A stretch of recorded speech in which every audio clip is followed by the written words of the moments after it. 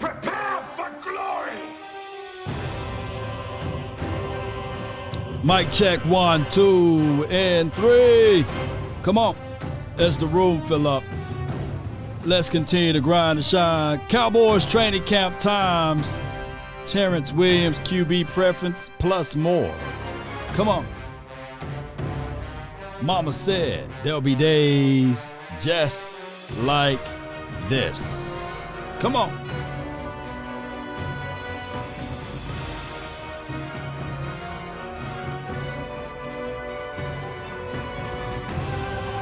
Sharing is caring. Be sure to share.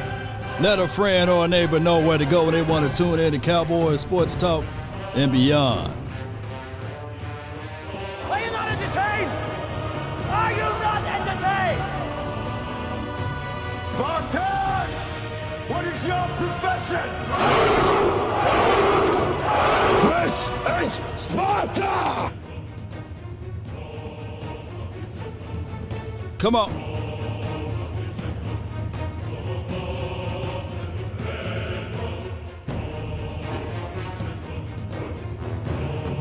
Happy Friday to you and you and you. Appreciate everybody for tuning in. Let me know if the audio is straight. Let me know if everything is good on your end. Happy Friday to you all. We got SportsCon later on tonight. VIP to all of the people that's locally here.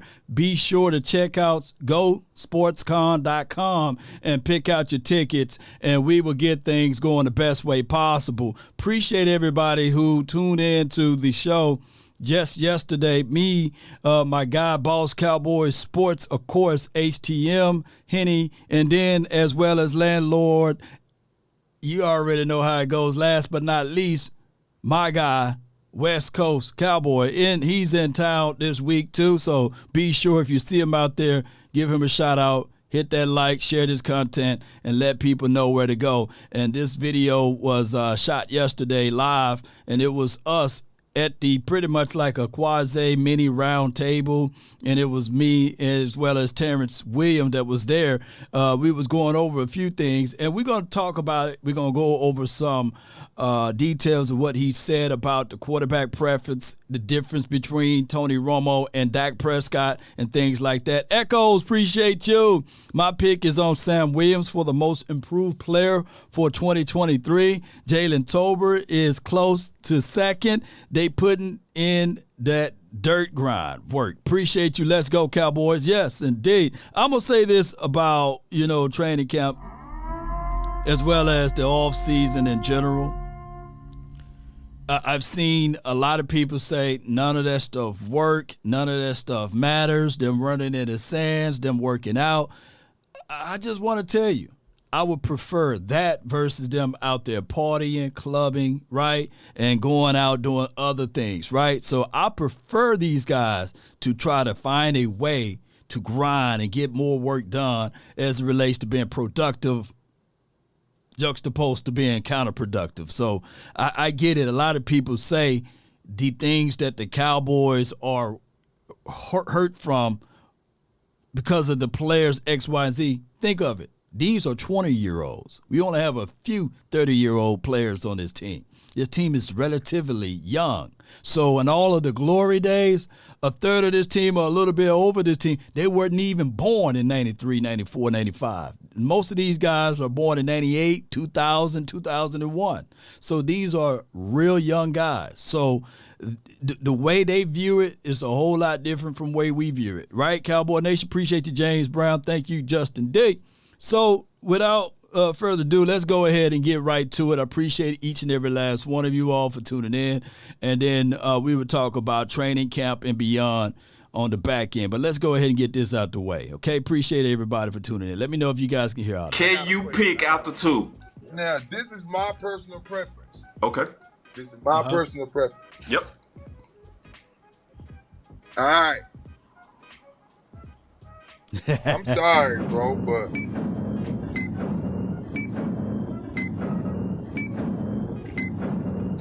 it just sent me, bro. Tony gonna do it. Yeah.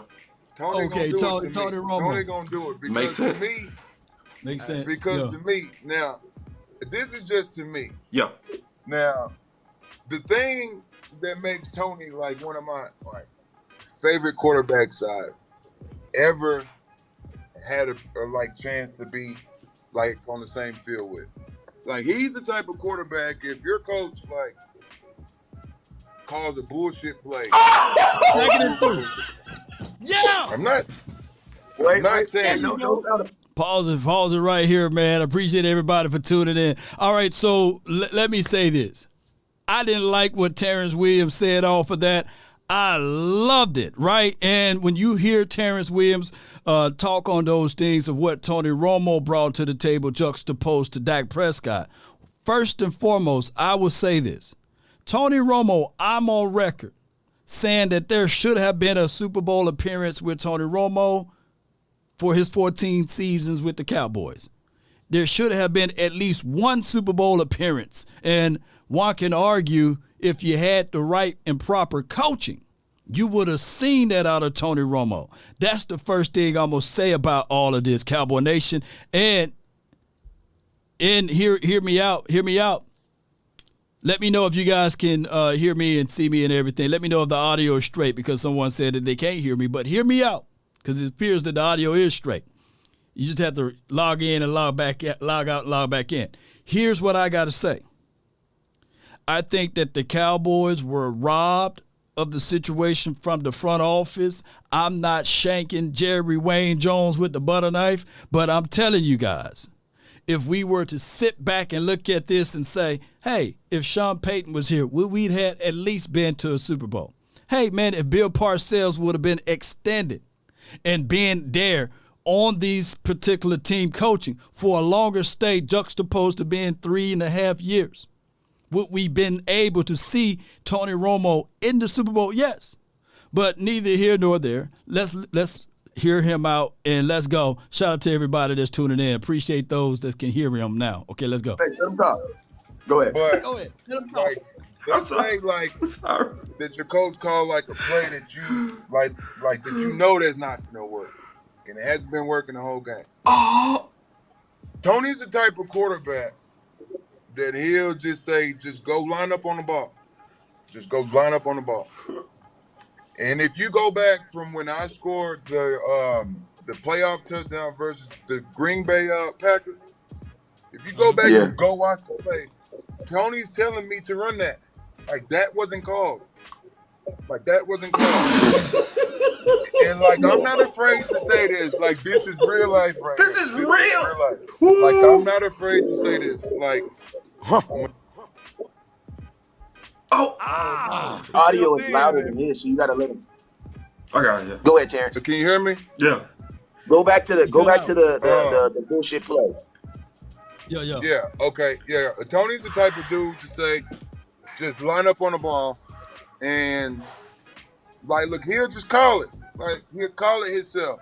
Picture that you're playing, like, a wideout or something, and they call, like, something that's not going to work. Tony here to say, go line up on the ball. Then, like, look, that they'll do, like, downstairs hook, fake snap. Like, Tony was the quarterback, like, him and Travis Frederick. Like, they were so smart. Like, they can do, like, a fake snap count to where Tony can know the defense just by how people would line up. And so he'll call the play, like, based off of the stuff he sees. And so the Green Bay Packer game, if you go back to the very beginning, he tells me to do the hitch route. Like, he tells me to do it. It's not called, just like a step deeper. When you go back to the Detroit Lion game, like the first deep touchdown, like when they called back from the third down pass interference fake play that they called on me, right, and he came right back. That was based off of him. Like, that was him. The game winning touchdown, that was based off of him. Oof. Like, those wasn't plays called, and like the reason why, like I say that is like Tony's the guy. Like, if we gonna lose, that we gonna lose his way. No doubt, no doubt. And let me just pause it here. I would say that we love that absolutely from Tony Romo's game. If you're gonna fall fall still fighting, right? If you're going to go down your way. Don't go down someone else's way.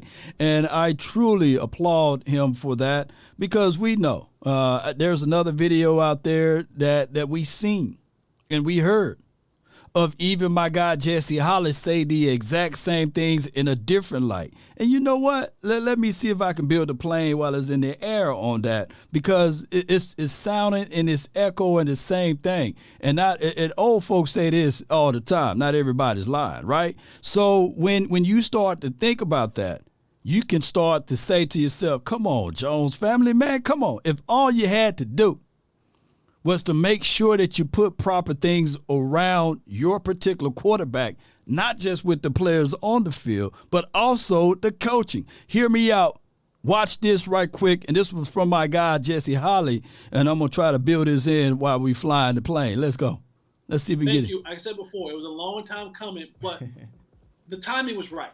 This timing was right because had we done it another time, it might have been 5 minutes, might have been 10 minutes. The timing was right for this to happen. I truly believe God moves in the way he moves. Yes, he does. Yes. So the timing, I'm all about timing and feeling. This felt right. The timing was right. And that's why we were able to do this thing for dang near 2 hours. Right. I appreciate you. So the Niners, right? You talk about how and I told this story before, how bland the Jason Garrett offense was. That's the game. Des Bryant didn't play, had a quad. Miles Austin, we're in the fourth quarter. I remember Miles comes back to the huddle. And he looks at me and he goes, "Dog, I'm done." I said, "What?" He said, "I'm done." I said, "What do you mean you're done? We gotta win this game." He said, "Man, of course the Miles hamstrings." Right? He goes, "My hamstrings are shot." What? I go, "What? What are you talking about? Your hamstrings are shot?" He goes, "Man, I can't run anymore." I'm like, "Man, if we don't have you, we don't have Des, man, we don't have a shot." We end up taking the field goal. He can't run anymore. And so in my head, flashback to the beginning of the game. All week in practice, I'm starting in 11 personnel, right? And then minutes before the game, coach comes in there and he changes it. We're going to go with Dwayne Harris. Listen. Right. The Dreadhead brothers right there. The Dreadhead. And believe it or not, I'm so emotional. I start, we go off a pregame and I'm crying. I'm so upset. I'm like, what more do I have to prove? I'm like, I know all the positions. I work my tail off. I do what I'm told. I'm like, I'm the model citizen. What more do I have to prove? Come back in the locker room and John Kitna comes up to me. I love this. I'm telling y'all, John Kitna is my brother. Wow. Man, it's some good stuff. Yeah. He comes up to me and he goes, "What's your deal? Like, what's up? Like, you're not yourself. Like, you're not you. What's up?" And I'm like, "Man, Kit, like they playing me, man. Like, what do I have to do to show these guys that I can go?" He said, "Do you put a uniform on today?" I said, "Yeah." He said, "Are you playing today?" I said, "Yeah." He said, "Then you have an opportunity to impact this football game." Facts. He says, "No matter what, if you're putting on a uniform and you're playing, you have an opportunity to impact this football game." So as the game is going on, I'm playing no offensive snaps. And Dwayne is playing all of the 11 personnel. And nothing against Dwayne, he's not doing well. In fact, he's doing horrible. I mean, Coach Garrett is livid. Tony goes out, broken lung, broken ribs, punctured lungs. Finally, in the fourth quarter, Dwayne runs the wrong play again. And Coach Garrett is just on fire. Get Dwayne the hell out of there. Get Jesse in there. And I was like, all right, cool. Do it. Now, the 77-yard, most people think is the biggest play. But not to me. The biggest plays to me were I had two first downs. They just played here on the highlights. They just played it on the highlights. Yeah. He threw one that damn near hit the ground. And I had to go and pick it up off the ground. And if we don't get those third down, we had a punt. We don't even have a chance overtime. So my first two catches were like third, and I'm Cowboy Nation. What I'm saying is basically we've been through this before, and we talked about the bland stuff. But when you have a quarterback that's able to see down the line and not just see what's in front of him, it goes a long way, not a short way. So that's why I wanted to bring that point. Come on. Just like a step deeper. when you go back to the Detroit Lion game, like the first deep touchdown, like when they called back from the third down pass interference fake play that they called on me, and he came right back. That was based off of him. Like, that was him. The game-winning touchdown, that was based off of him. Oof. Like, those wasn't plays called, and like the reason why, like I say that is like Tony's the guy. Like, if we gonna lose, that we gonna lose his way, not on the way of, man, this ain't finna work. And so that's why, like I say, like most of my touchdowns came from Tony just giving me signals. Like, the crazy part is, like, when you go back and go watch like the 2000 the JJ Watt touchdown, he gave me that. The spin out. Tony gave me that. Yeah. Like, if you go back and go watch, he told me to go do a post. He threw his hand like this. That's why he spent off like that, and he knew to do it. It's certain stuff, you know, that makes it fun to play receiver.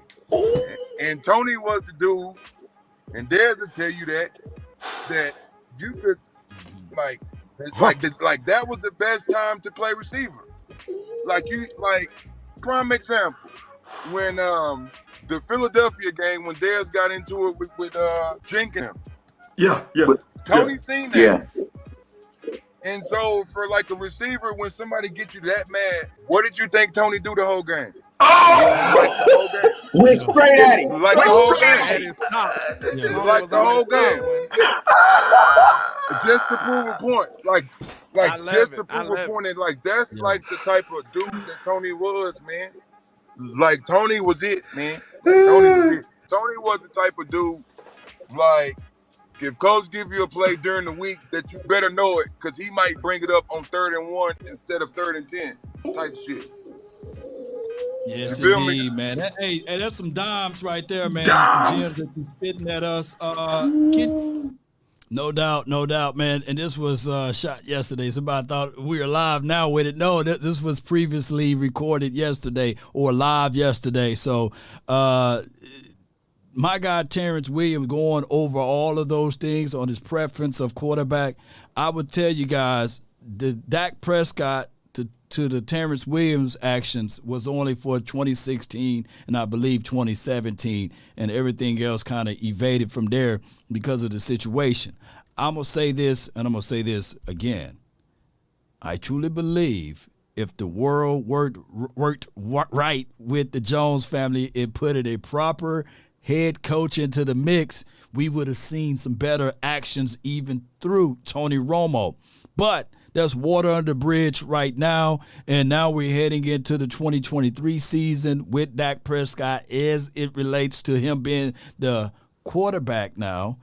I truly believe if we put things in proper perspective with Mike McCarthy, as well as with this new philosophy, and not put it all on one guy as it relates to the quarterback, then everything can work its way out. And that's right, Jay Business. Appreciate you. Thank you for tuning in. Burner account part 5, I believe it was 6, says, let's see.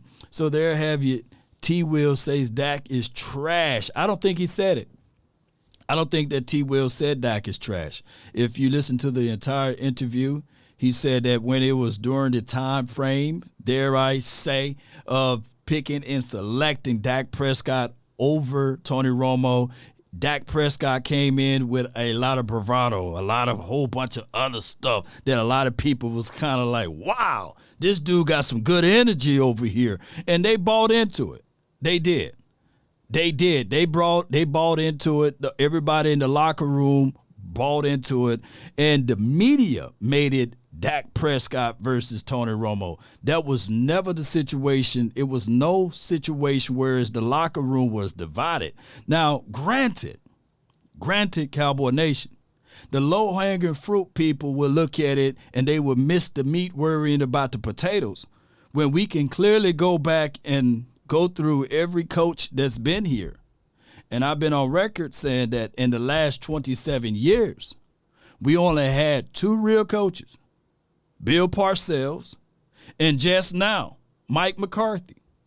I truly believe if you had a time machine right? And you put Mike McCarthy on this team just right after Bill Parcells, there would have been at least one Super Bowl appearance. At least one.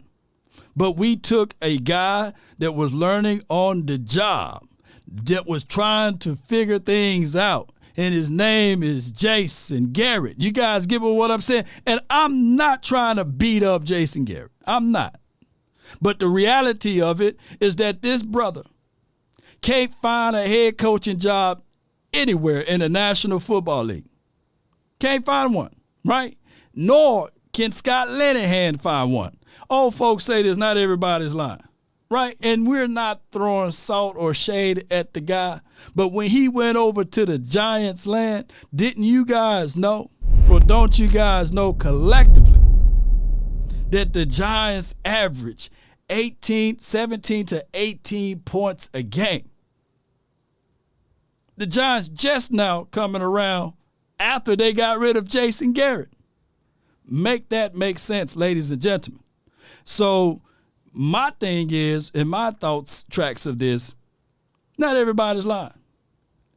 He's a great guy. If you ever met Jason Garrett, you can't leave the room with a negative connotations of him or a negative viewpoint of him. But the reality of it is that he's just not a head coach, ladies and gentlemen. That's just what it is. You know what I'm saying? And I'm not picking on him, you know what I'm saying? But I'm just spitting the truth. You ain't lying. Yes, indeed. So fast forwarding to now, we got Mike McCarthy, right? And I know some people are going to be like, hey, well, why haven't we been to the Super Bowl yet? It's been now going into his 4th year with Mike McCarthy. We still had some of the old baggage, the old weight from the previous regime, right? Let's listen to the rest of this and we'll add some more context to it. Can you imagine if Tony Romo was still just in the room with the Cowboys last year on some of the calls that needed to be adjusted? Do you think Tony would have been able to be beneficial for this team? True.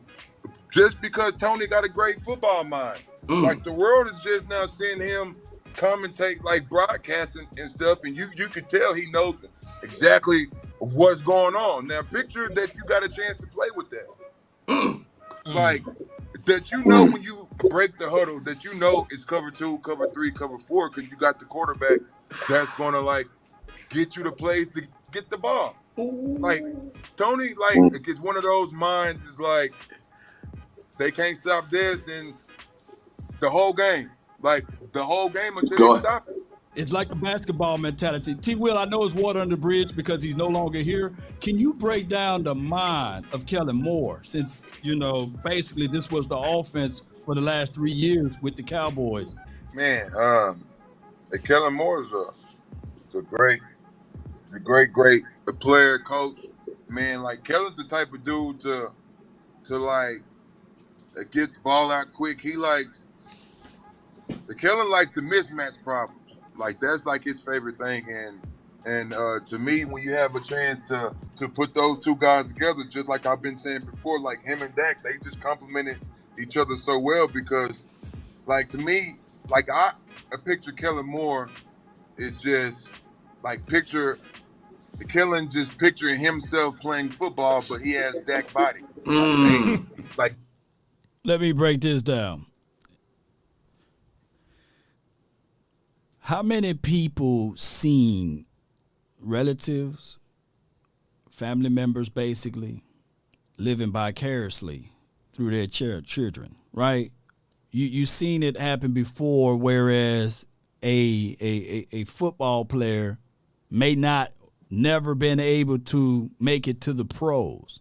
And I think we got that situation going on right now with Baby Gronk, but I'm not going to go into details with that all the way right now. I'm going to use a different situation. Sometimes you can want it for someone so bad that you think that you can make them become who you are, when that's not their skill set. That's not their capabilities. That's not what they can do, because they don't have your physical makeup or your mental intellect, right? So what I'm saying here, by chance, the Cowboys looked at that situation with Kellen Moore, hear me out, and they said, okay, since Dak Prescott is gravitating towards Kellen Moore, let Kellen Moore continue to call plays. But I'm going to tell you this one thing true. Kellen Moore, different kind of caliber of quarterback than Dak Prescott. Kellen Moore to Dak Prescott, never been the same on any scale, right? So what I'm saying, if Kellen Moore had that mindset to say, you know what, I'm going to take Dak Prescott and put him in my philosophy and my way of thinking and my way of running football games and things. Yes, Dak Prescott may have flourished, but there's a thing called a ceiling upon which you can fill up as much as possible of your way and your logical thinking, and he hit that ceiling, he would never become any better because there's no comfort, there's no growth and comfort. There's no way that you can get better than the process of what somebody done poured upon you of all that they know. Meaning that, here's what I'm saying.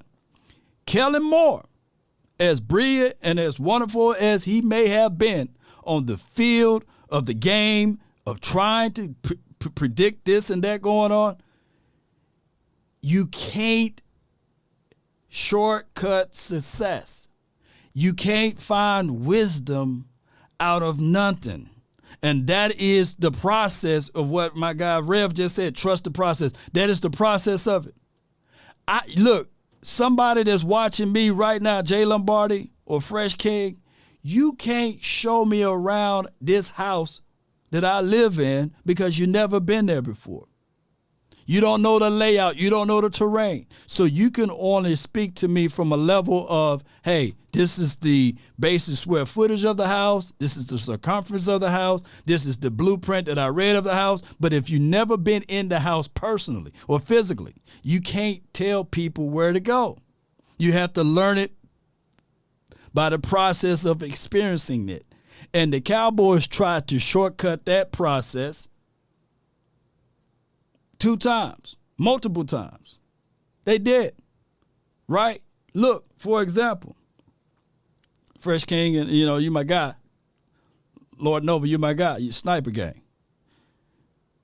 You can read a book all day on how to drive an automobile, right? You can be an expert in driving that particular automobile just by that book. You can have every knowledge that it takes to drive that automobile. But it's a different story when you actually get into the seat and you got to drive. So what I'm saying is that we know people all the time, from middle school, high school, college, and beyond. Book smart, know everything about everything, right?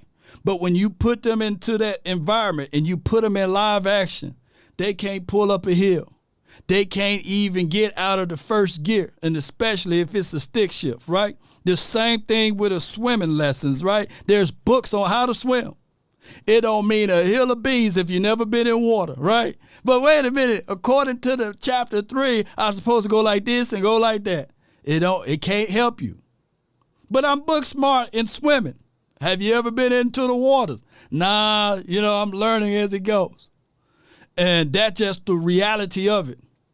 So when Dak Prescott and Kellen Moore relationship, it should have been just like this, quality control analyst, right? He should have been still collectively a quarterback's coach, and even that is a stretch, right? But that's a whole nother story down a whole nother day, Cowboy Nation.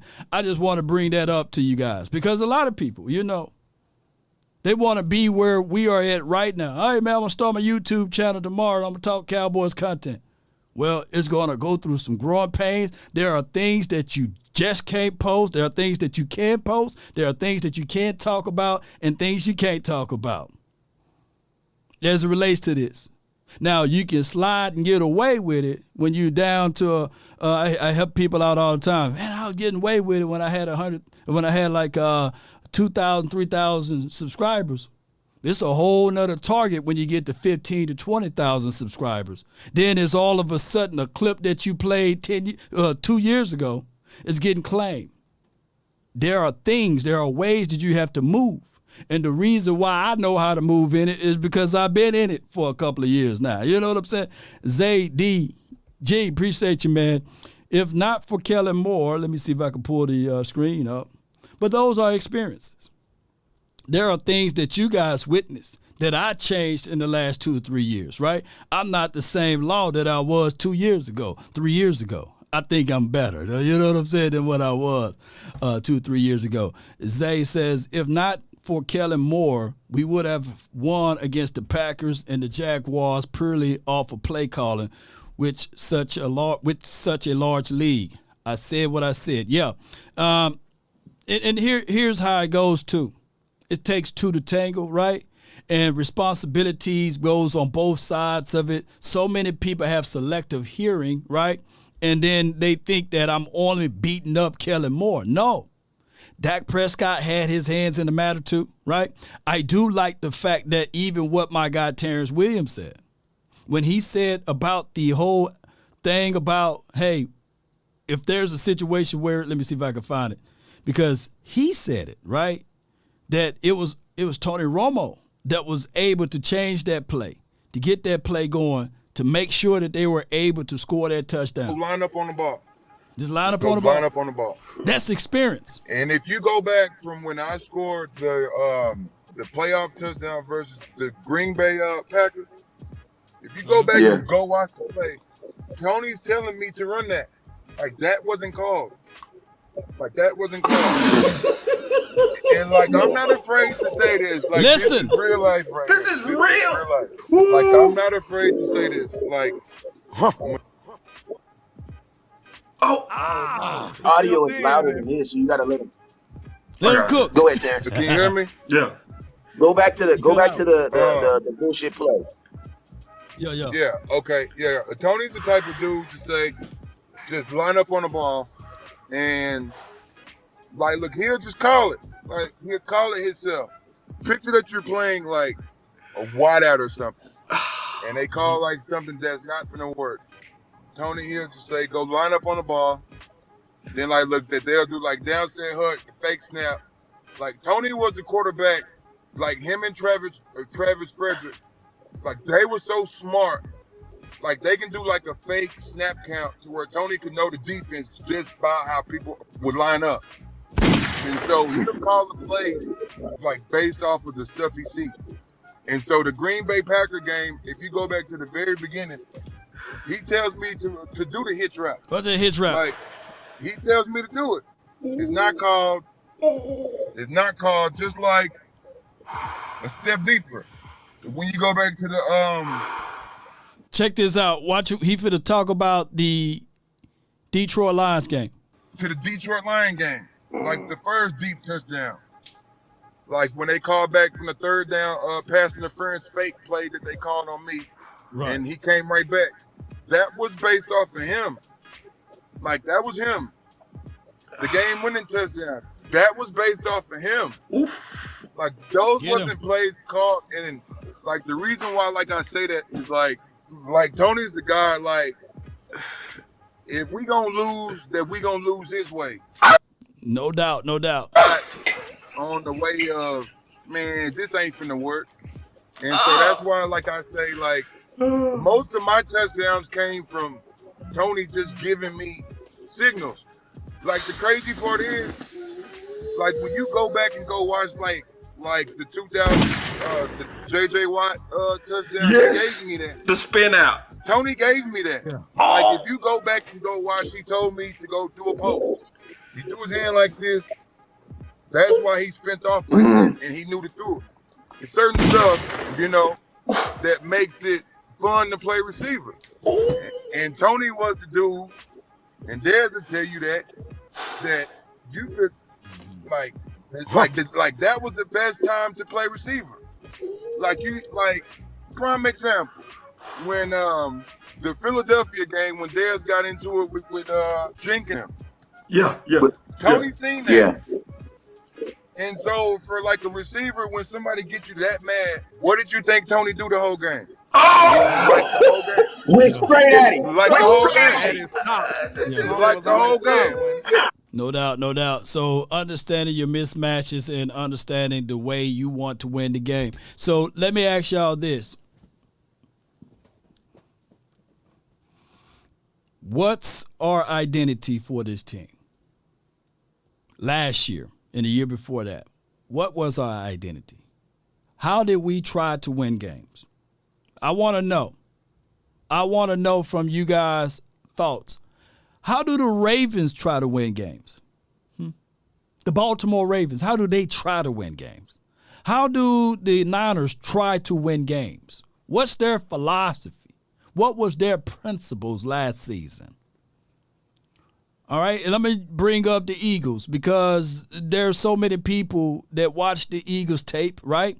What was their philosophy on how they were to win games last year, right?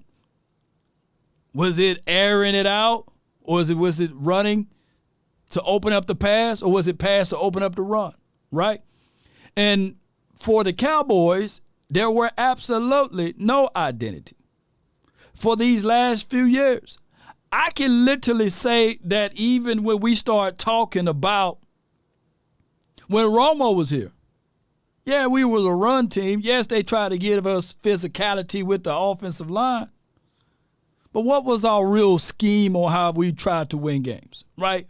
Juxtaposed to we do what we do best. Appreciate you. Thank you so much. I rock. Appreciate you, man. Thank you so much for the super chat. Sniper Gang. Appreciate you, I rock. He's shooting it down, baby. Appreciate you, man. Fatality. He says, Law, thanks for keeping us entertained. Yes, indeed. And I thank you. Are you not entertained? Are you not entertained? No doubt.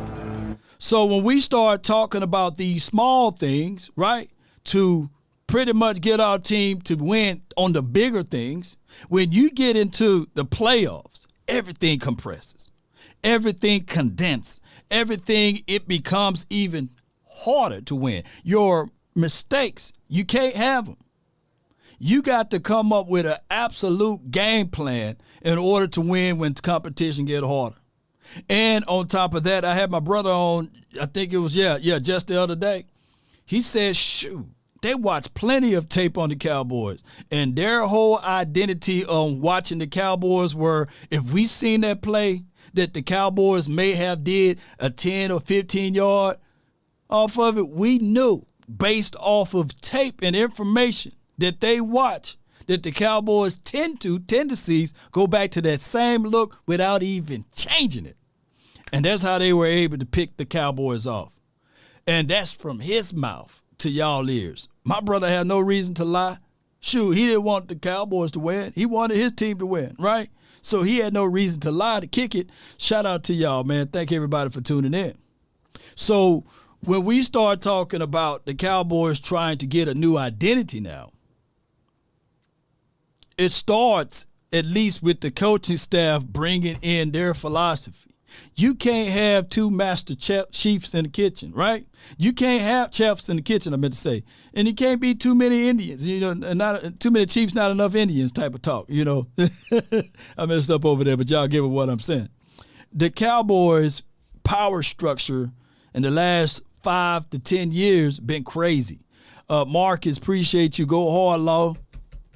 Coaching in the league matters. Yes, indeed. Come on now.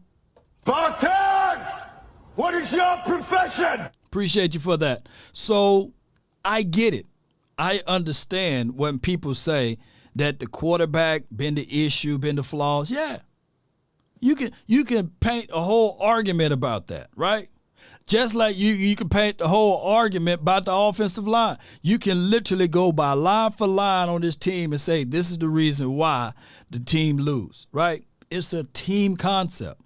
And a lot of people who, skip class or what have you will miss the whole understanding of that.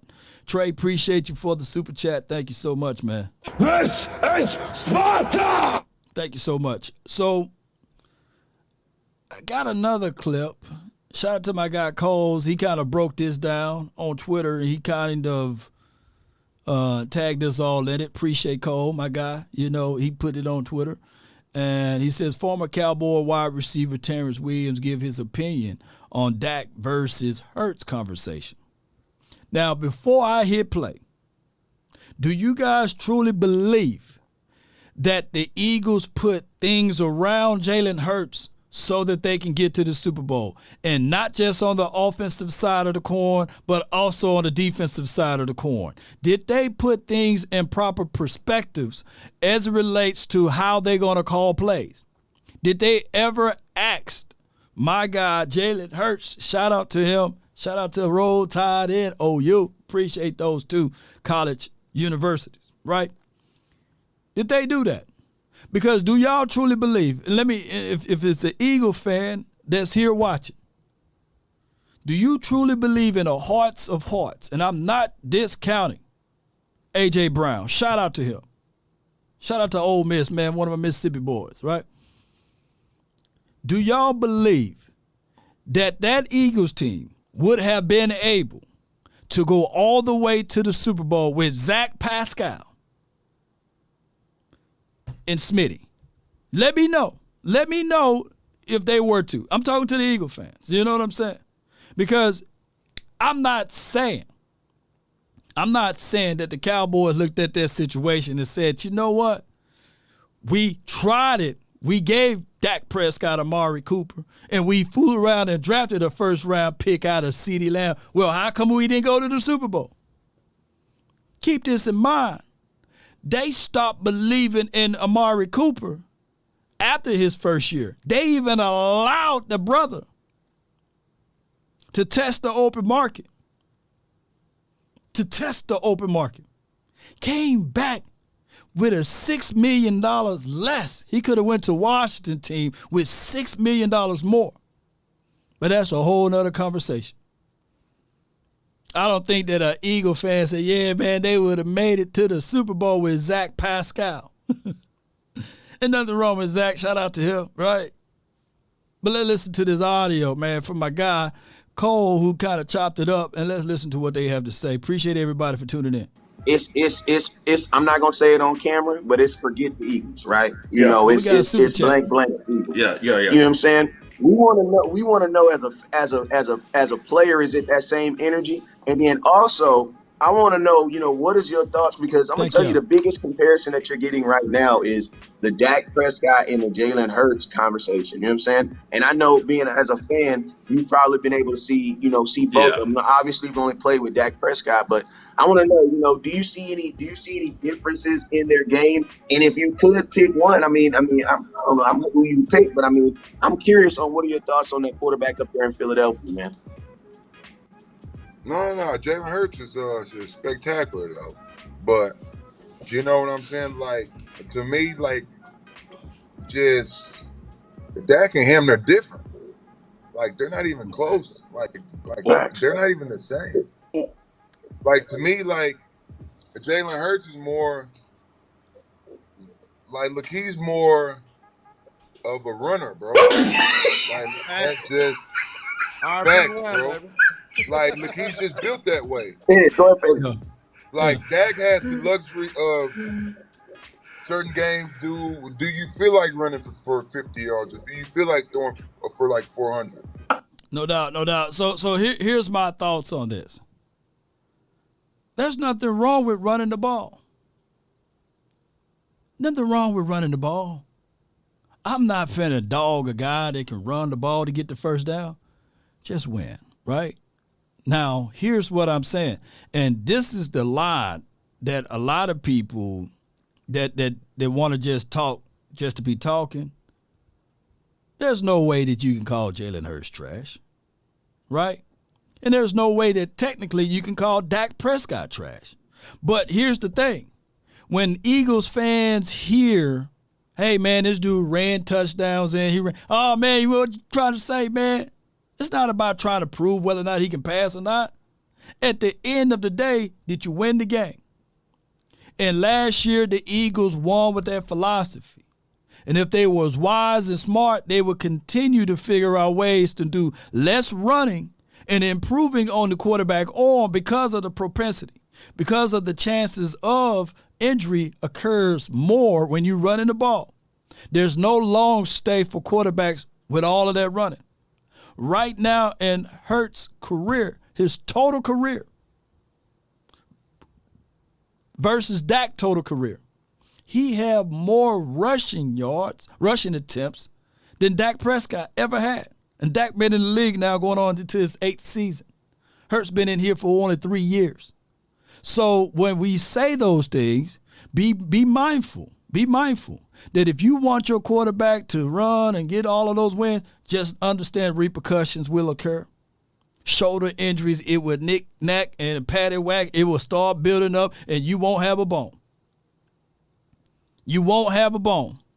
And what we've seen over the course of the years with quarterbacks, once they hit over the age of 26 or 27, 9 times out of 10, you're looking at a quarterback from a different point of view.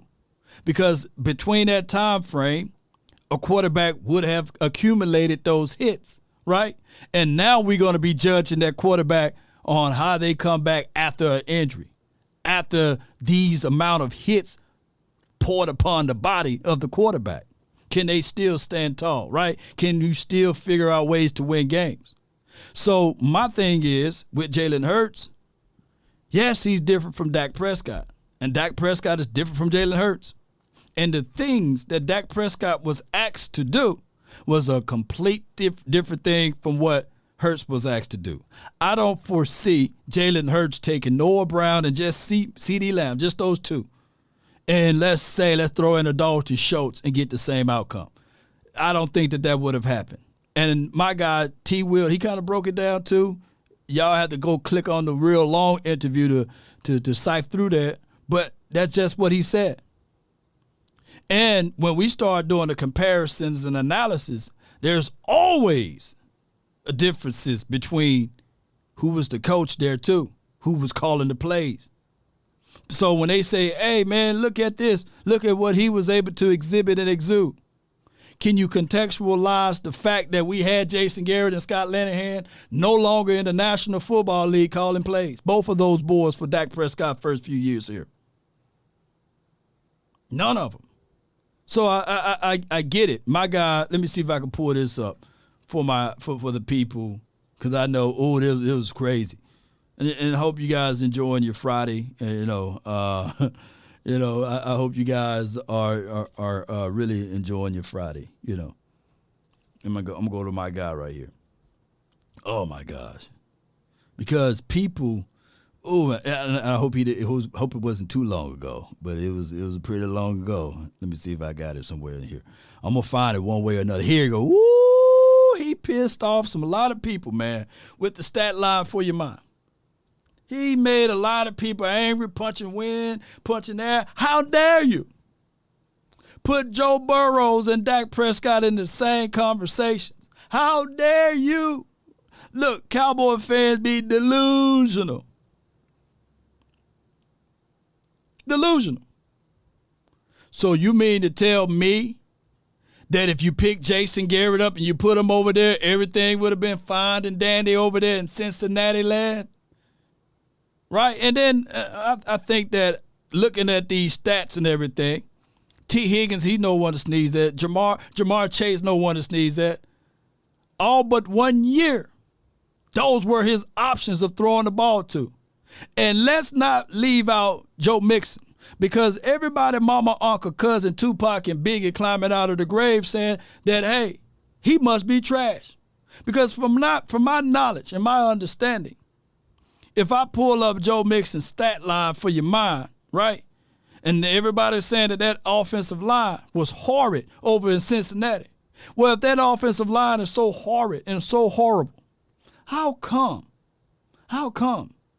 Joe Mixon was able to get 1,000 yards, double-digit touchdowns, almost 500 yards receiving? Well, somebody need to start pumping up Joe Mixon. Somebody need to be saying that, hey, that Joe Mixon pretty cool too. He's a top 5 or top 4 running back. If that's the case, if he's doing all of that behind that Harvard offensive line, I can't make this stuff up. Big Dale says, And he says Joe Burrow wasn't good until Jamar came. And Jamar Chase, and here's another thing. I'm not taking away Tyler Boyd, Jamar Chase, T. Higgins, or what have you, and that offense or what have you, or what they was able to accumulate. But I want to add those things into the mix because a lot of people, they only looking at the name of the quarterback and sitting there looking at this saying that, yeah, man, my guy, Joe Burrows would have been able to do that with Noah Brown, right? He would have been able to do that with CeeDee Lamb too, right? He would have been able to do that with Dalton Schultz, man, all of those boys, right? But that's a whole nother story. And these numbers are very close. Very close. Very close. And I think they only about a year or such apart. Joe Burrows, he ain't as young as people think. How old is Joe Burrows? Can somebody put that down? Can somebody let me know? He ain't 24, 25. The person that is 23, 24 is Jalen Hurts. He's still young. And that's just what it is. But I don't think that, a lot of people try to put things into these type of situations. Yeah, Joe is like 27. Okay, so yeah, he's still young, 27. Shoot, he ain't that. He ain't old. He ain't 30. Dak finna be 30. Yeah, so, yeah, Burrows is 26. Well, whatever he is, he ain't 24, 23, 24. He's an older guy, what I'm trying to say. Let's see what else they had on this audio. Got a few more things left. Let me rewind just a little bit. That's just facts, bro. Like, look, he's just built that way. Like, Dak has the luxury of certain games. Do you feel like running for 50 yards? Or do you feel like throwing for like 400? Jalen's like bottled to like, you know what I'm saying? Like 100 yards rush and 200 yards pass. But like, he's more like I would say more like a ground and pound type quarterback. Dak is like he wrong. Dak is like the best of both worlds. Like Dak is more like a thrower, bro. Okay, so he said Dak is more of a thrower. We'll find out on the pace work of Dak Prescott heading into this 2023 season. For right now, you got to deal with what you got. I truly believe that the Cowboys are going to measure everything up, and then they're going to let this thing go, establishing their identity. Yes, indeed. He says burner count 406. He says, let's see, is a thrower. He said a thrower with the question mark. Well, you don't get 87 touchdowns, 11,000 yards, 34 interceptions, 68 completion percentage for not being a thrower. Put it like this. A lot of people say that the quarterback cannot read defenses. So explain to me those who say this quarterback cannot read defenses. How's it even possible for you to have a 37 win 2021? I'm going back a year because last season it was terrible with that broken thumb. But how come you have 37 touchdowns to 10 interceptions, but you can't read? Right? That's like saying Stephen Wonder can't see, but he's driving, right? The errors would have been more. If Stephen Wonder can't see, but he's driving a car and he's getting to point A to point B, then somebody's lying, right? I need to know. I want to know. It would have been more wrecks if Stephen Wonder was behind the wheel and can't see. But if he's driving and he can't see, then somebody's lying, right? So if you're driving an offense to being in these particular numbers of 37 touchdowns to 10 interceptions, it's crazy. Geez, I missed the whole live. I'll go back when it's over with. So your thing, Law. Yeah, appreciate you. We love you so hard. Appreciate you. That's Patrice Sniper Gang. Appreciate you. Lady, thank you so much, thank you so much. All I can say is. All I ask is when you lay your head on that pillow at night, No, I gave you everything I had. I gave you everything I had. Yes, indeed, man. You know, so it is what it is. So with that being said, we're going to open up the phone lines and we're going to get it going the best way possible. I want to know your thoughts. Brought to you by SportsCon. We'll be live at SportsCon tonight. We're going to have the VIP party tonight. Shout out to all of the people that registered, that went to GOSPORTSCON.com. That's locally here. Come on out. And on top of that, ladies and gentlemen, Saturday and Sunday, we're going to have unbelievable stuff, man. So come on in. Let's have a good time. Excuse me. Let's have a great time, baby. Let's have a great time with this. I can't wait to see y'all. Call my phone, hit my line. Only ones who down for line. Keep it super thorough my way on this side. Keep it super thorough my way on Friday, come on. Call my phone, hit my line. Only ones who down for line. Keep it super thorough my way on this side. Keep it super thorough. SportsCon, baby, tonight. Let's get it. We're going to have Sam Williams. Appreciate him. We're going to have Ronald Coleman. Appreciate him. We're going to have Tyler Biotis and a few other guys are going to be out there at the event. Ric Flair, Mozzie, so all of those guys. And we're going to try to get things going the best way possible. I got my guy, Jake the Great. You're live from the 561. You're live, dog. What's happening with you, Law? Nothing to it, man. What you got going on this beautiful Friday?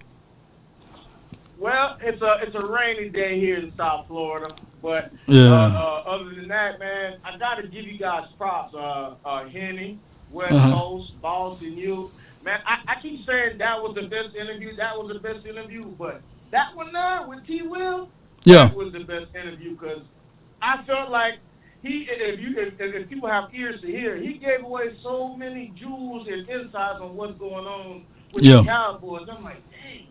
Way better than ESPN. Man. The whole Cowboy Nation community has been on fire with their interviews. Like, I know ESPN and the Four Letter Networks are hating seeing T. Will. They've seen all these dudes on there. But it was a great interview.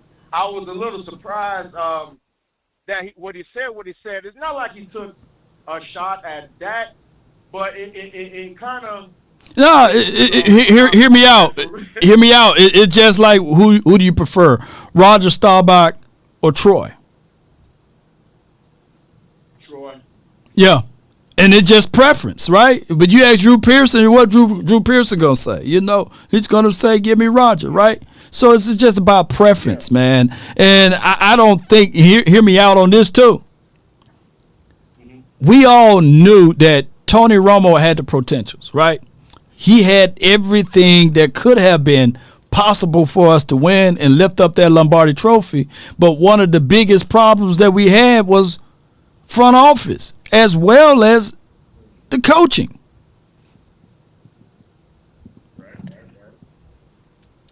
Well, you know, hopefully all that stuff is gone, man. Like, True. Know, this new first year of Mike McCarthy, we have a new regime. We cleared out the clutter. But, you know, going back to that Dak, you know, it makes me think of Amari Cooper, right? Remember when they was in Philly? Right. And not Philly, the game against Philadelphia, and they were sitting on those comeback routes. And then Cooper's like, yo, come on, Dak, they're sitting on that, change the play. So it seems like, it leaves me with a little bit of like, damn, what if we would have went with Romo in the playoffs? You know what I'm saying? Just hearing how Terence Williams explained the smarts and the football knowledge of Romo, just calling plays on the fly like that. You know? No, most certainly. With that being said, that's the area that we didn't get a chance to see, right? It could have been the Peyton Manning deal all over again. I think Peyton Manning, he kind of crawled himself into the playoff, where that team crawled themselves into the playoff because he got hurt or someone got aggravated or what have you. I'm talking about the Broncos, Peyton Manning, by the way. And I think they had Brock Osweiler, right? Right. And somebody can help me out. I think that he kind of played a couple games. Brock Osweiler, he played a couple of games. Yeah, that's nice. And then when it got down to the playoff time, they were like, sheesh. Then let's go ahead and get Peyton Manning back in there, man. You know what I'm saying? And he was able to ride off into the sunset with it. You know, but it's like like, damn, I think we had one in 2016. Because, we say that to non-Cowboy fans, they'll be like, oh, you guys are delusional. But we had something in 2016, man. It would have still been harder as it elevated, though. It would still been harder as it elevated as we look at the head coaching and preparation and preparing and everything like that. I'm not saying that Jason Garrett don't prepare the team to win at all, but for damn sure you had to make sure that your quarterback had to be flawless in every situation. There's no game that I can sit back on and look back at it and say we won just off of pure coaching. A lot of this truck's making a little too much noise. Great show. Holla at you, man. No doubt, man. Appreciate you, Jake. They're great. But you guys get what I'm saying. There's like, when we go into a fight, it's like, and I could be 1,000,000% wrong. If you guys can point out, give me 6 games in the last 13 years when we had the Jason Garrett here, right, as the head coach. Name me the game that, man, we outcoached them boys, right? Maybe you can talk a few of those Saints games, right? Because Jason Garrett, he showed up in those Saints games. He wanted to prove a point that he was better than Sean Payton. But you still had to have spectacular moments even with Tony Romo in those games. But y'all let me know, and I will hush. I will flat out hush. Let's go. I got my guy Mark that drive trucks. You're live from the 832. Talk to me. Yo, what's going on, Law? Not much. Hey man, I love that chat y'all had with T. Will, man. You, Ball Cowboy, man, West Coast. Y'all doing y'all thing, man. I appreciate hearing from T. Will. He what Noah Brown could have been, T. Will. Even though T. Will's on another level. Yeah. He got on the field. Yeah, he got on the field being that crackback, wide receiver, blocking thing.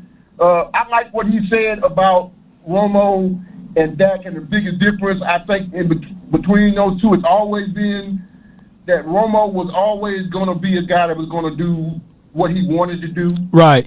And Dak is a guy that unfortunately in a lot of cases, particularly with this coaching staff, Dak was going to be a soldier. Dak was going to do what you told him to do, and Romo was going to do what he wanted to do. And that is the thing that Scott Linehan liked about Dak Prescott, because in 2016 he when the play was called, Dak did just that. But I would never ask a rookie nor a sophomore player to change up plays in 2016 and 2017. Those are the only experience that T. Will had with Dak Prescott. So you would never ask him to do all of those changes. And I think in 2018 that's when all of that other stuff happened to him. But that's a whole other story. But go ahead. No, you're exactly right. People miss that when they hear that, if they're looking for a reason to dig on Dak. That's what they don't understand. Right. 2016 and 2017, Dak was a rookie. He's not going to do anything other than what the coaches tell him. That's why I say the coaches failed him. Because he was not the quarterback Romo was, and he isn't the quarterback that he was in 2017. Yeah. And I think. And for me, again, the biggest thing with Dak is you want him to be himself. A couple of cats in the chat have said Dak reminds them of Steve Young or Steve McNair. Steve McNair was my guy with the play with the Oilers and the Titans. That was my guy. Yeah. And Dak looks a lot like Steve McNair to me now. The only thing I got about it, man, is if you're going to do anything with your offense as it relates to Dak, make sure you're doing as much of what Dak does that makes him comfortable, so that he can make those decisions that Romo make on the field. But let me just say this though. Yeah. Perceptions is everything. See, Steve McNair didn't really get that perceived that he's this good or this great until after he passed away and when people started reflecting. Even when he had that MVP year, they said, you know what? They discounted the brother and said we'll split it with him and Peyton Manning. When have the MVP been split it amongst quarterbacks? It could have been before, but man, come on, man. Like, nah, man, this brother, let me go. Oh, I'll split it with him. You know what I'm saying? Like, nah, it's either you going to be the MVP or not. But the NFL continue to move the things in favorable of other situations that I'm not finna start now because it's a beautiful Friday and we will never be able to get out of it. But people that can't identify with what I'm saying would never understand what I'm saying. If you know what I'm talking about, right? Yeah. I know what you're talking about. You can't split hairs like that. Either the guy is or the guy ain't. And you spend a lot of time, in Dak's case, you spend so much time and so much energy building up these arguments against him that you can't even give him credit for what he has done. You denigrate what he has done that a lot of people ain't done. If you put Dak in the same sentence, and I think people have said this before. Right. Bot said this. He called just short said this. Yeah. I said, ain't nobody talking about comparing that to Baker Mayfield or Tyler Huntley or Tyrod Taylor. You talk about that compared to Joe Burrow or Justin Herbert. Yeah. So that tells you right there how good that is. Right, Just true so that. if you just talk about who you having a conversation about him with. Right. Because if he was trash, you would talk about him with trash players. Right. You can't give him credit because you got some kind of personal issue with him. He's not winning. No, that's not it. It's a personal thing. Tony Romo didn't win nothing either. A lot of these people got this revisionist history about loving Tony Romo. A lot of these people that love Tony Romo now hate him. Yeah.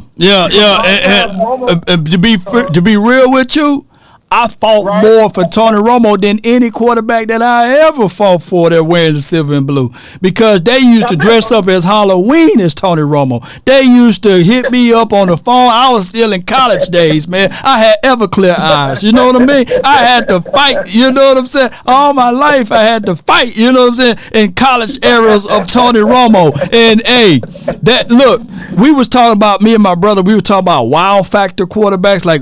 There was those quarterbacks that gave you that, like, God, dog, that's wow factor. Woo! How do you do that? Tony Romo was that wow factor all the way up until that Seattle's game. And people with faint memory, right? They didn't know that they changed the rule with the K-balls after Tony Romo. You can't have the most slick balls in the National Football League. So even when Terence Williams was talking about how the NFL like to shank the Cowboys, that was a piece of it too. Like, come on. And I was saying, even at the time when I was watching that, bro, I was sitting there like, come on, Cowboys, stop being cheap. Get somebody else to be the placeholder. Tony Romo shouldn't even be around the ball during that time frame. See, the Cowboys still shooting themselves in the foot. Yeah, that's dumb stuff. Again, we can't. It's funny how we as fans, we can't give the players credit for being the players. Right. Because it's almost like we know what the problem is. We know it's the organization, and the organization Jerry put the coaches in place, and we know we can't say nothing to get Jerry out the way. Right. So we can talk crazy to them. Right. So we know the coach. We know Jerry ain't going nowhere. Right. And it's only been since Mike McCarthy been here. I don't know what Mike McCarthy did. I don't know if Mike McCarthy got some kind of voodoo stick or some kind of rabbit's foot. He done got Jerry, for the most part, to leave him alone. Right. Rather than he done let him alone with the offense. Yeah. But as far as the rest of the team, he done got Jerry to get the hell out the way a little bit. Don't tell him who to play. He done finally let the man build his own coaching staff on that offensive side. And we'll see a whole lot different now. We can start to evaluate the team without having to say, well, you got to cover up for Jerry, and you got to cover up for the bad OC, and you got to cover up for the don't know what he doing head coach.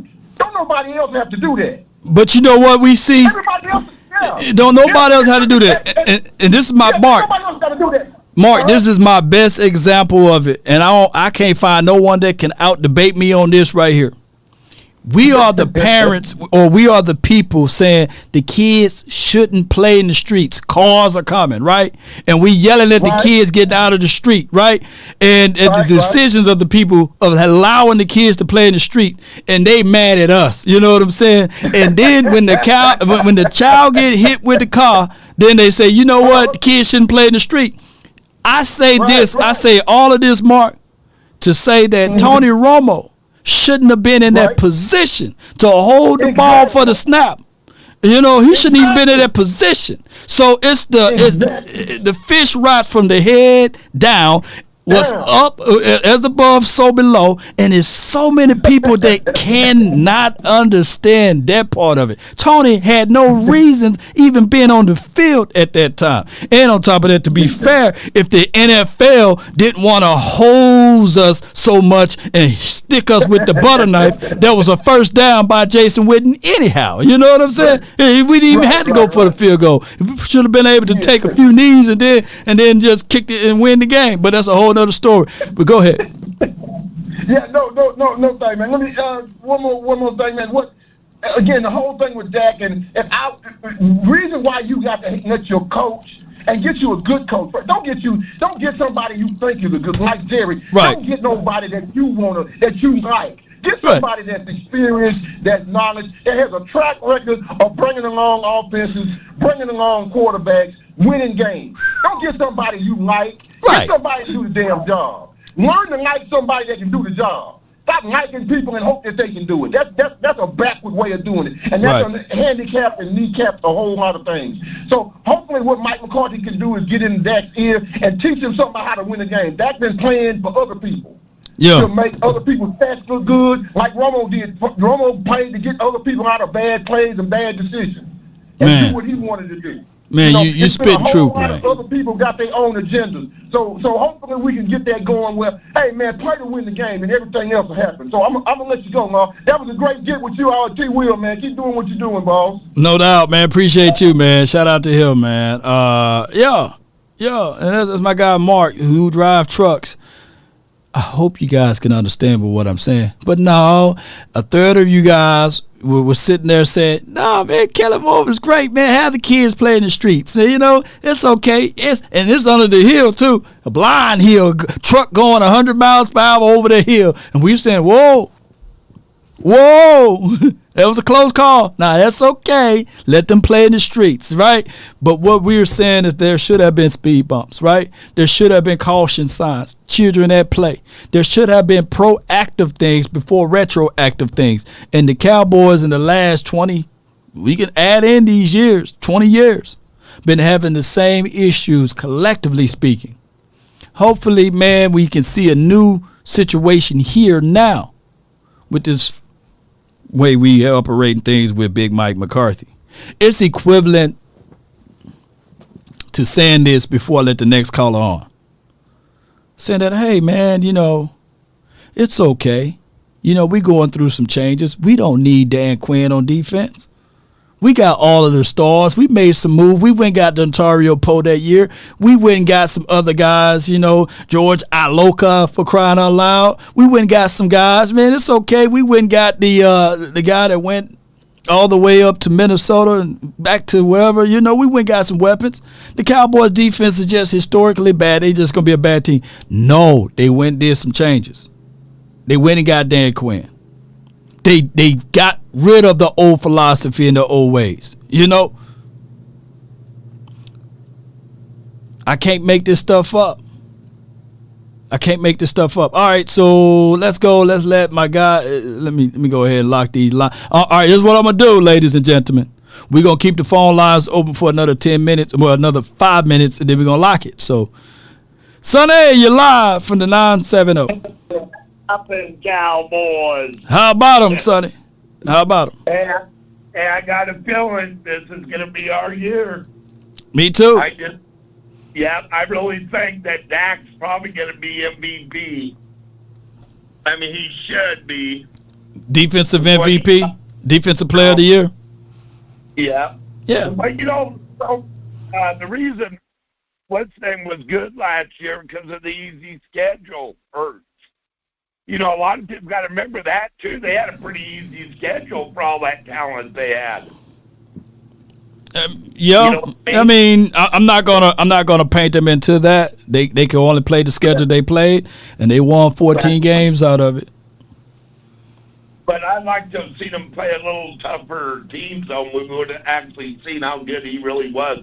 I'm not taking nothing from their quarterback. He's pretty good and all, but. Hey, I got some bad news for Philadelphia and we're going to sweep Philadelphia Eagles this year. Let's go. I mean, yeah, we don't play them till what, week 9, week 10? Yeah, week 9, I think, and that's technically their first hard game. Outside of they do play the Washington team twice, so maybe they split with the Washington team. But we by far one of their most difficult opponents, and they got to wait all the way to week 9. When do we play him again after week 9? You throwing one at me. I'd say probably week 13 or 14, something like that. Could that be for a playoff You think that could be a big game, or you think we should have things sewed up by then? Every time we play any team that's in our division, going to be a big game. So it should be a big game. But I don't know. It's going to be. I really look. I'm anxious to see how our defense is going to do this year. I think our defense should be top 5 in most categories. I think that we should be the most pressured team in the National Football League, and we should still lead the league in INTs. So I think that we should be a top 5 defense. Who do you think's number 1 defense is going to be the number 1 then? It still could be the Cowboys' number 1 defense. So, yeah, but I think we're going to be within the top 5. Yeah. Are we going to Are they going to be able to put? Is anybody going to be able to put up 30 points against us? I mean, everything is catered to around offensive scoring, so that could still be possible. When I say top 5 defense, it still could be a situation whereas we were 24th, 25th against the run last year. And that's a long scale to jump from 24th, 25th all the way down to number 1. So there's still going to be some principles that we're going to have to get accustomed to, and hopefully they iron this out in the next 3 or 4 weeks when we get a chance to see it. I'm anxious to see how Mozzie Smith will do. I think he'll put a hurting on old Hurts, and Hurts tries to run up the middle. I think that the Eagles do less of running up the middle. They got a new offensive coordinator, new game plan guy too. So Shane Steichen is not there no more. It's going to be It's going to be still same situations of what the Eagles did with Jalen Hurts, but I would think that they would scale some of that back, especially since they gave their quarterback $59-60 million. They gonna scale some of that stuff back. He hurt his shoulder last year, didn't he? Say again? He hurt his shoulder last year too, right? Yep. He hurt that shirt. Yep. Shoulder hurt. Much about that. That can come back this year, especially if he gets hit this year. A lingering. Yeah. You know what I mean? Yep. I want everything to be. I want everybody to be healthy, and let the best team win. No doubt, Sonny, man. I appreciate you so much for calling in. Let me hear you say it before I let you go, man. Yeah, I am too. I appreciate everything you do, sir. No doubt, man. Let me hear you say it, Sonny. How about them Cowboys? How about him, man? That's my guy, man. Sonny from the 970. Always bringing in some good conversation for the nation. All right, Sadiq, shout out to you for the super chat. August 1st through to September the 1st, we will be raffling away 2 new Media Cowboys hat, $5 to get in. Winner hat will be personalized then mailed out to you. Oh yeah, we're planning on doing the hat giveaway. Just for right now, I just didn't really announce it to everyone because I got 1,001 things to go through for right now. And if you guys already know, we've been going through a lot of things over here on the nation. So I just didn't have time to set that up. But, yeah, we will be doing a raffle ticket for the hat giveaway. The cowboy hat that we've been wearing or I'll be wearing or what have you. We're doing that, and it will be through August the 1st through to September the 1st. So I appreciate everybody for what you guys do, and I thank you so much, Sadiq. Thank you so much for being who you are and helping us out and growing the nation, and thank you for your support and how everything is categorized. When you make your donations over here on Cowboys Law Nation's YouTube page, you'll be entering into the drawing there, and we'll pull names from there. It got to be $5 or more for that, and I really appreciate you guys so much. This is my guy, Smoke 140. Appreciate you so much for a super chat. He said, Lord, that damn goalpost is getting further and further by the year, man. And our fans are no help about it. I tell you, yeah, I fight more Cowboy fans than Eagles fans, than Washington fans, than New York Giants fans, right? Granted, we talk about Cowboys, and I feel that there are a lot of people that have a negative connotation to the team, right? And a lot of people only have selective hearing. They only hear when we talk glowingly about the team that we some type of homer, right? But in the reality of it, I'm going to tell you how it is.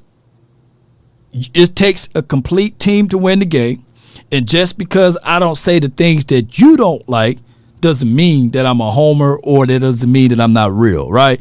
So it is what it is. Appreciate everybody for tuning in. Patrice, thank you. Let them see it, Law. Yeah, it's way on the other side of the room. We'll definitely try to get that out to everyone. Appreciate everybody. But y'all know the cowboy hat that I'm talking about. Appreciate everybody. Nachos from the 831. You're live. Chief, talk to me. Law Nation, how you doing? How you doing? Man, well. I'm well right now, dog. Talk to me, man. And over here, Nacho from today, I caught that. I was very intrigued. It was a great podcast that you had going on with Terence Williams. Man, a lot of really good inside information that he shared and disclosed. Man, that was a very exciting interview. I really enjoyed it. But to his point and to what you've been alluding to and talking about, the whole Tony Romo and the transition into Dak and where we're at today, and now with this new kind of a slightly modified offense, at the end of the day, it boils down to what is Coach McCarthy and our offensive side of the staff going to do to really tweak and hopefully, just really tailor that offense specifically to Dak's strength and what he can do and what he should be able to do. And depending on how that comes about, with our more depth and more improved defense side of the ball, I think it bodes well for our Dallas Cowboys in this season, right? Yeah, I mean, everything that you mentioned right now is in a step in the right direction. I think that I said this last year. We were not the same team that we were the year before, nor the year before that. And truth be told, yes, 12-5 to 12-5, we won a playoff game. But can you imagine? And I like what my guy Boss, Cowboys Sports, and the OC and Big Game James, when we have the final word, we go over these talking points. But when I say these things, these are facts. The Cowboys could have been even better if they would have made more acquisitions last year on the offense, juxtaposed to a James Washington and a few other guys that they went and picked up. In Law, and to that point that you're making, I agree. And what we did in this off season, specifically getting those vet players, that we added, like Gilmore and such. I think that those are the type of moves that this football team should be making, right. More or less on a year-to-year basis, if we want to be, where these other top echelon teams are. And, for myself, living over here in, Northern California in the Bay, I just, it's frustrating to see teams like San Francisco, continue, with John Lynch and Shanahan continue to just put all their pieces on the table. And it's like every year, if there's a free agent, they're in the mix. If there's any moves that got to be made, they're the aggressors, as is the Philadelphia Eagles, right? And here we are, in the last, obviously we made some moves, but when we hesitate and we really just kind of get very complacent, if you will, in terms of, we're okay. We're going to be okay. Right. You can't win like this league, Definitely can't, man. You got to not be comfortable being comfortable. You got to figure out, I'm not saying you're looking for issues, but you got to continue to say, hey, I can't go into this season with this guy.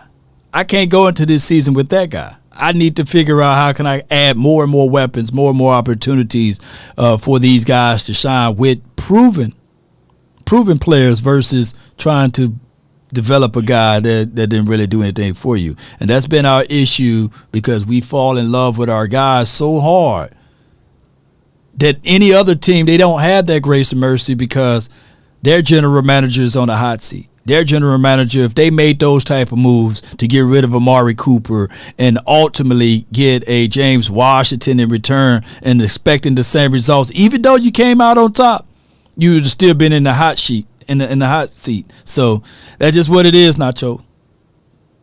No, absolute. And and I just think with Gilmore and Cooks, I really feel they're going to be impact players, veteran players, proven players, the type of caliber of players that the Cowboys and Jerry Jones should be, going after in free agency, to get this team over the top and having the NFC, being as wide open as it's going to be. When you really look at the top tier quarterbacks, everything is now, has been, on the AFC side of the ball, and now with Rodgers heading over there, it is wide open. And, so it's going to be intriguing, what we do between, once camp starts, once the season begins, and between there and then when we hit that trading deadline, what little tweaks our Cowboys will make to get this team over the top. And, when I look at the team, whether it's, offensive line, at that left guard that we've been talking about, whether it's that linebacker depth, whether we're going to have it or not, or we need one more or what, whatever that might be, you make that extra move with that extra money that we do have intact, and that might just be what we need to get over the top. What do you think, Law? Hey, you're spitting truth at us, man. The money is meant to be spent.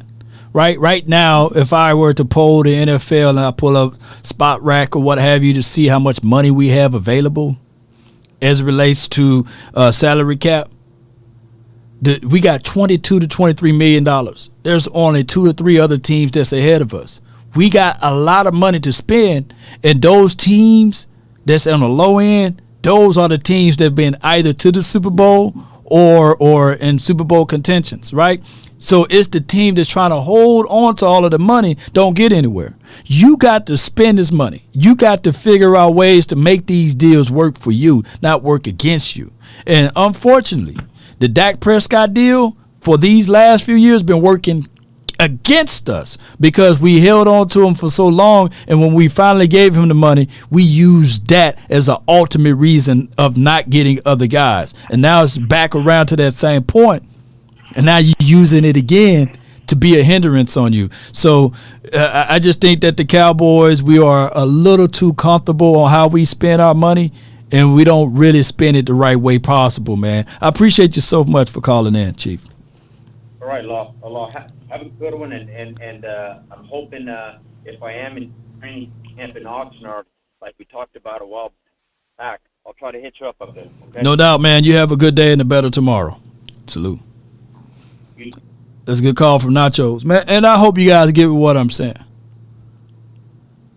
You can't wait till last minute to start fixing up on things. You know, the neighborhood that you live in was planned out 10 to 20 years ago, right? And the neighborhood that your grandkids or whoever may be down your line is going to live in is already in motion to be planned out 10 to 20 years from here. You see? So the thing is, the salary cap is the same way. The way you pay these players are the exact same way. And if you're not getting in front of it to make it work for you, you will forever be in that same spot. And when I said what I said about the franchise tag is the worst way to start building your team, most successful teams don't do that. And I get it. Some people are going to say, well, Orlando Brown for the Chiefs, they use a franchise tag on him. Bull sugar, they don't use franchise tags every single year. And the Cowboys collectively been using the franchise tag every single year and expecting the results of what those teams that don't use franchise tags do. And what it does, ultimately, it puts you into this situation, whereas it sullies the player. The player's kind of like bittersweet. They happy. They got the money all up front. But in the back of their mind, They knowing that either they're going to have to play up to the level that they already played at or better in order to get that next bag. Now, granted, I'm not saying that Dalton Schultz shouldn't have gotten the $11 million last year. But if you poll and do a top 10 tight end, you won't even see his name anywhere close on that list. All right, Bad says, honestly, this QB give you any faith this season. And Bad, it's a situation whereas we do know for back-to-back years we are above 500. We do know that there's not a lot of major things that we need to clean up. There's some minor things, and what give me hope is the fact that we got away with some of the lower level players, right? And I'm not throwing any salt at Noah Brown or James Washington. And we brought in a Brandon Cooks, and hopefully Michael Gallup can be better than what he was the previous year. All right, so that's just what it is. I got the last caller, but not least, D Shift from the 409. You're live, man. Thank you for calling in to the SportsCon hotline. Talk to me, man. And good afternoon, Law. A couple things, man. I enjoyed your show with Twin the other day. Man, it puts you in a real envious position when you can sit back and call your brother's quarterback and offensive line above average. No, average talent. And he can sit back with just a cool, calm, collective grin on his face. And y'all can just come to the consensus, but the 49ers are still going to find a way to win. True.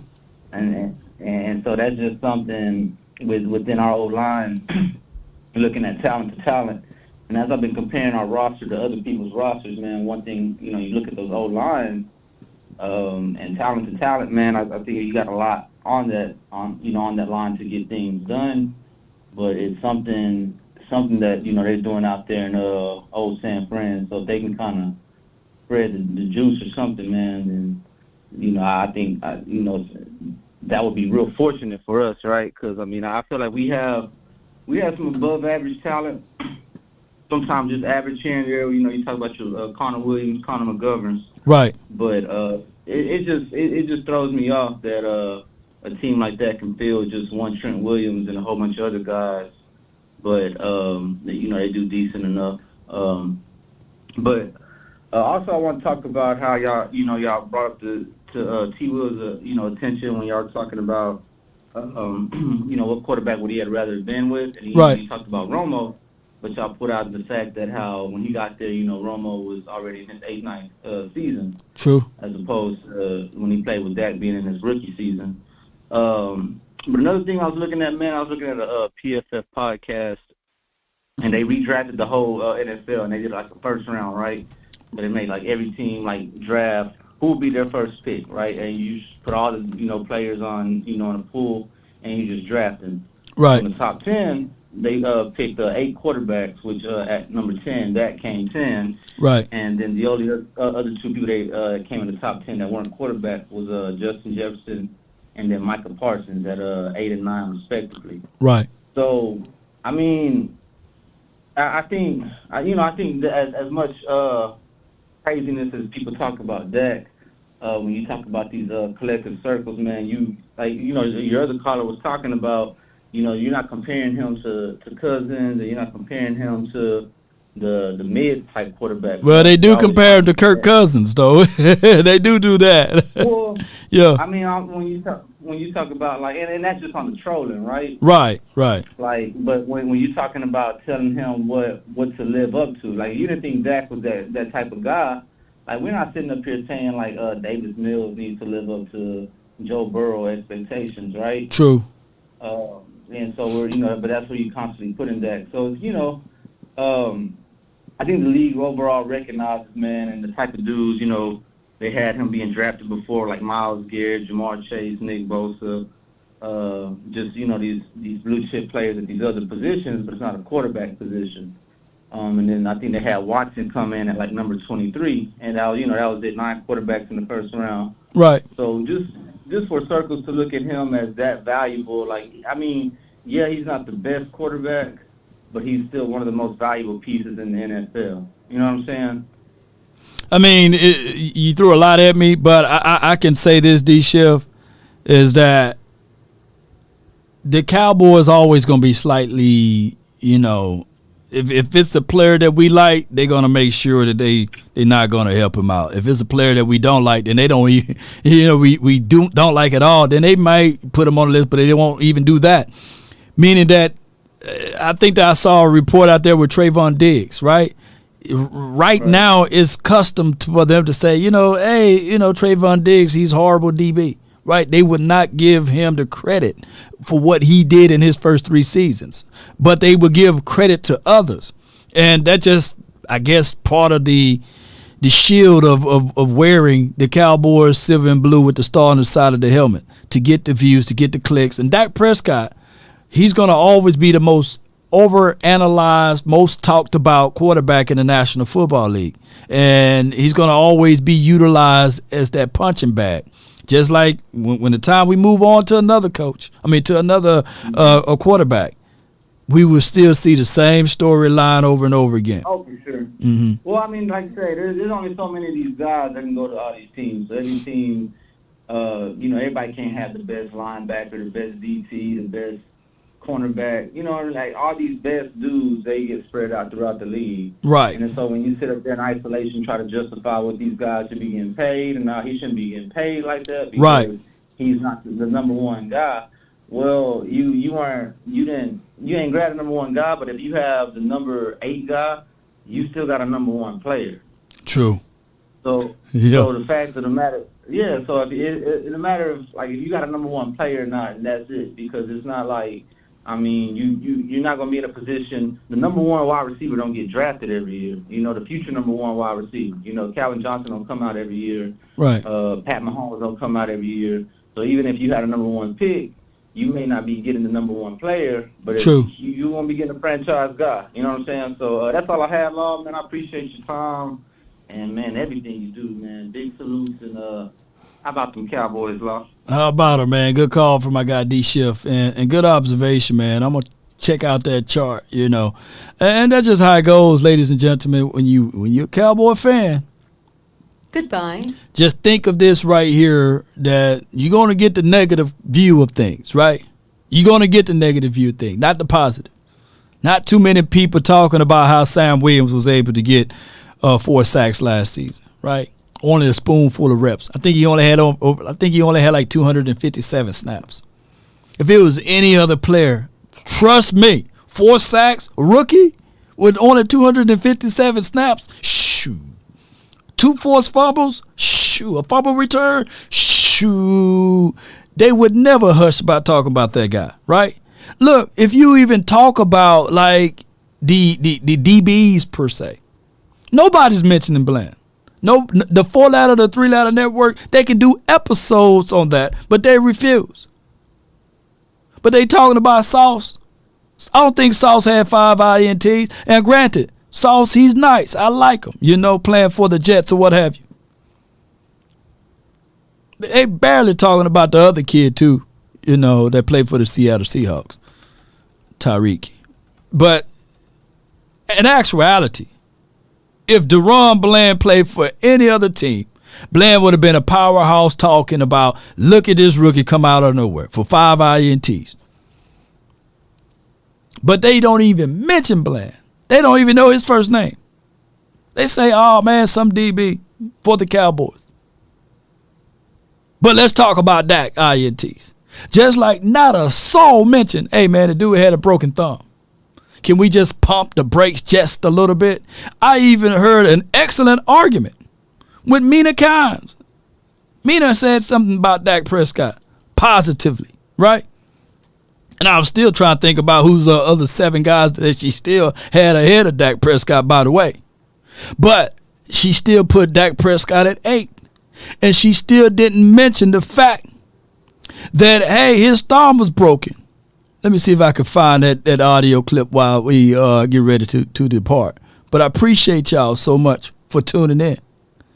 She's still talking about Myles Garrett. I'm looking it up right now. Y'all bear with me, But it is what it is. It is what it is. And those convinced against their will is of the same opinion still.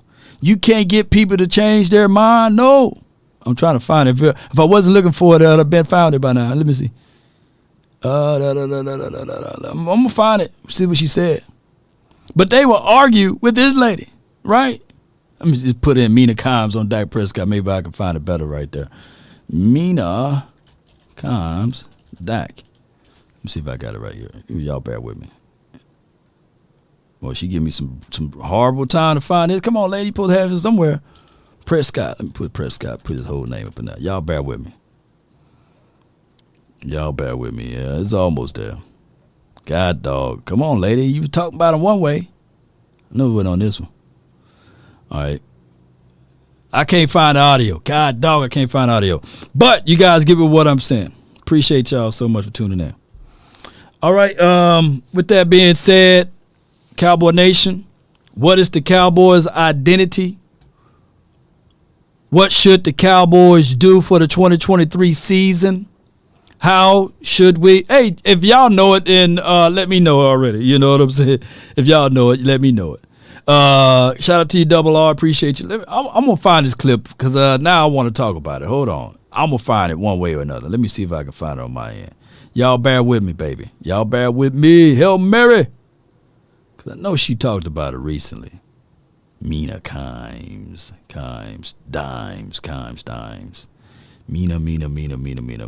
Mina. I can't even find it on my end. Look at it. Mina Kimes. I'm typing in Mina Kimes on Dak Prescott. We're going to find it. Somebody should have it. Yup. I can't find it. Ain't there something? 2 years ago, 3 years ago. It was somewhere recently. She said something about Dak Prescott. But we're going to prepare for glory. This is what I want to say, and this is what I'm going to go over right quick about the identity of this team. Let's listen to Dak on this. It's the way that we did, and that was for a reason, to make sure that we got everything in and mentally sharp, but we've got to make sure that we hit day one of training camp full strides, and I think that's what this week is, getting together, throwing, having the camaraderie, and just breaking bread as brothers and making sure that we get together and commit to each other now, understanding that we're going to need each other late in the year. The biggest thing, just really understand the way the game's going to be called, understand who we are, and create an identity. I mean, when you switch play callers, that's a big point of that is you've got to get into that season before game one. You've got to know who you are and what you want to do and how you want to attack the defenses. And I think we've done a great job in just the spring and the offseason of getting an idea, but we've got to make sure we really button it in and define it once we finish with camp. We had the So basically, you're going to have to define it. You're going to have to get things going the best way possible. There will be a lot of people to say, hey, we won't be able to get it done. And it's easier. It is flat out easier to say to yourself that the Cowboys will not go back to the Super Bowl. It's easier to say that the Cowboys will not win. It's easier to say that because at the end of the day, there's only one team that lift up that Lombardi trophy. There's only one team that's going to say there was no excuses. And even if you were a 99's Ram fan, let's say you rooted for the Rams in 1999, it would have literally took you over 20 years to be right to say, hey, your team is going to go back to the Super Bowl. For perspectives. And even for those who are out there, that's a Philadelphia Eagle fan. I think it took them 57 years to win their first one. And they won one in 2017, and I think that's about 7 years ago. Perspectives is everything. And you guys want to be mad about the Cowboys and what they did in the last 27 years? Even when I tell you the truth. You see, the truth, a lot of people don't want to hear it. A lot of people don't want to know the truth because they can't handle it. When I say that in the last 27 years, yes, it's been that long, but only 6 of those years collectively, we had a real head coach.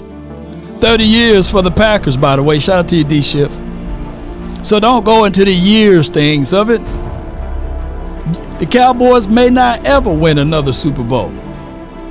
But if this is your team, and if this the thing that you want to root for, you're going to do it. Just like you have kids. They may not ever perform at Juilliard, They may not ever be the singer like a Beyonce, but if they're passionate about doing those things, you support your children. You support your kids. And that's what it's about. Fan is short for fanatic. This is our team, come hell or high water. You can't get other fan bases to technically turn on their teams.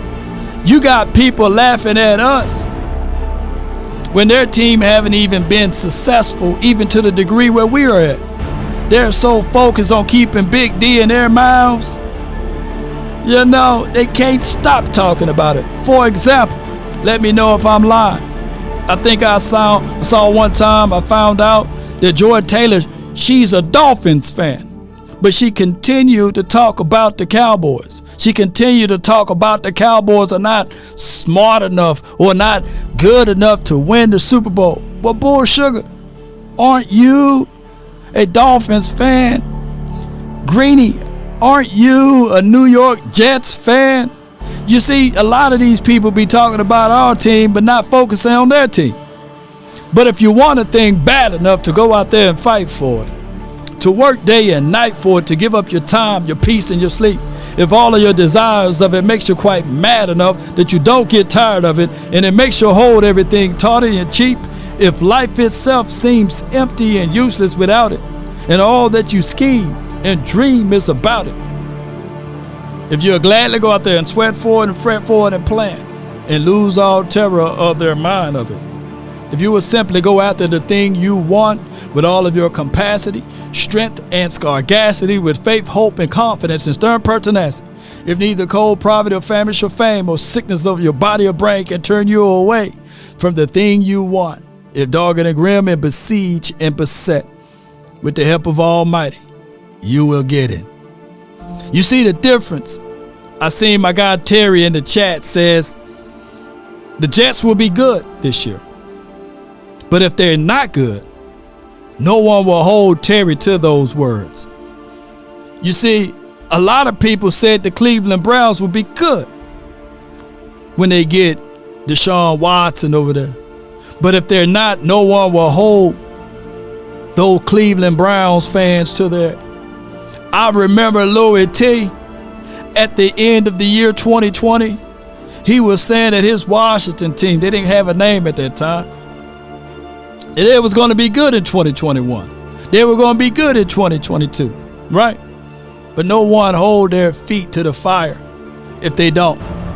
Since I've been doing this YouTube, the Eagles fans and the Eagles community every year, they better than the Cowboys. I haven't found 1 year that they say otherwise.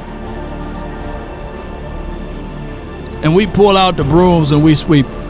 They won a Super Bowl in 2017.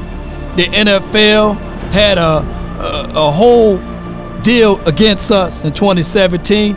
Our running back, who never been arrested, was missing for 6 games. You know, a lot of things can happen once you get into the playoffs. I wish the NFL would have pulled back in 2017, but neither here nor there. Everyone have a reason, and results are what matter, and people will always try to paint you into a corner on not believing in your team. Damn. But I'm going to tell y'all, we here, baby. Let's get on up out of here. See y'all later on tonight. Come on. Let's get it, Cowboy Nation. That's been my time. Give me my theme music. Come on. Hey.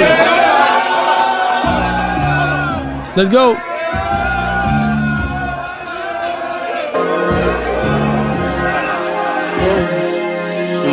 I just wanna run it up. Count a check or something. I've been really in the field, let up, yeah.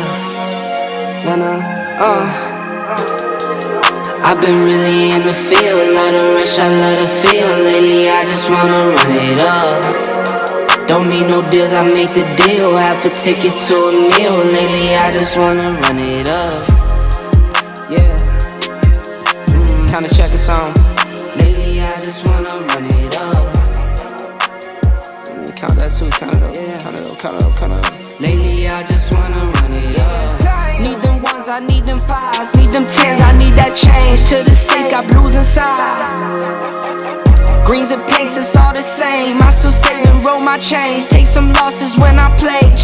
to the game. I'm with L, yeah, I'm with T Black, I'm with Rabbit now. I'm with A, yeah, I'm with J, yeah, I'm with Chuck and now. Still the same, not switching sides, now it's about loyalty. You switch sides off for the bag, and that's worth more to me. I mix Nike with designer, I experiment. You just rock what's on the shelf, and I'm not feeling it. Search for the one, but baby girl, it's nothing real as this. Can't trust a soul, I keep a hammer, call it too legit. I've been really in the field, love the rush, I love the feel. Lately, I just wanna run it up. Don't need no deals, I make the deal. Have to take it to a meal. Lately, I just wanna run it up. Yeah. Kinda check a song. Lately, I just wanna run it up. Count that too, count it. Count it. Lately, I just wanna run it up. Yeah. I just be off the dome. I never own no chrome. Too many foes and clones. Yeah. I be at home alone. I be in zones alone. I be on road alone. Yeah. I've been really in the field. Love the rush, I love the feel. Lately, I just wanna run it up. Don't need no deals, I make the deal. I have to take it to a meal. Lately, I just wanna run it up. When you pray for rain, you gotta deal with the mud too. Kinda check a song. Lately, I just wanna run it up. Count that too, count it. Lately, I just wanna run it up. Lately, I just wanna run it up.